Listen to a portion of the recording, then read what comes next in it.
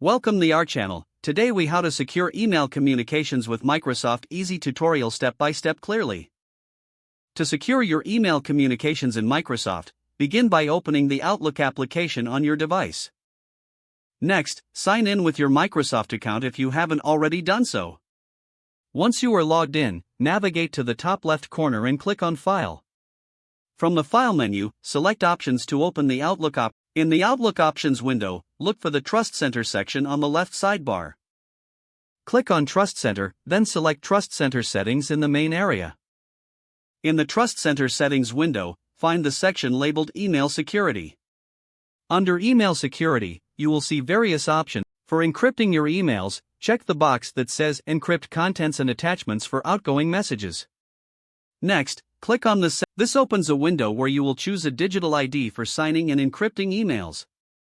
If you don't have a digital ID, you may need to obtain one from a trusted certificate authority. Once you have selected your digital ID, adjust the security settings to suit your needs. Now, return to the main Outlook window to compose a new email. When writing your email, look for the Options tab in the toolbar. In the Options tab, select Encrypt to ensure the email is securely sent. Make sure to double-check that the encryption option is active before hitting Send. Once you send the email, the recipient will need the appropriate decryption key to read it. For added security, consider enabling two-factor authentication on your Microsoft account. This adds an extra layer of protection for your email communications. To enable two-factor authentication, go to your Microsoft account security settings. Follow the prompts to set up two-factor authentication using your preferred method. Afterward, regularly update your password and review your security settings. With these steps completed, you can confidently secure your email communications using Microsoft.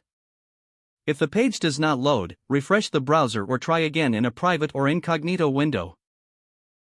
Make sure you are using the correct email address, then retype it carefully to avoid small typos. If your password is not accepted, use the reset option and create a new strong password you can remember. Check your spam folder for verification or security emails, then complete any requested confirmation steps. Enable two-factor authentication if available to improve account security and reduce unauthorized access risk. After signing in, review your profile details so your contact information and settings are accurate and current. If you see an error message, note it down and try again after restarting your device and internet connection. Don't forget to like this video and subscribe to our channel for more step-by-step tech guides.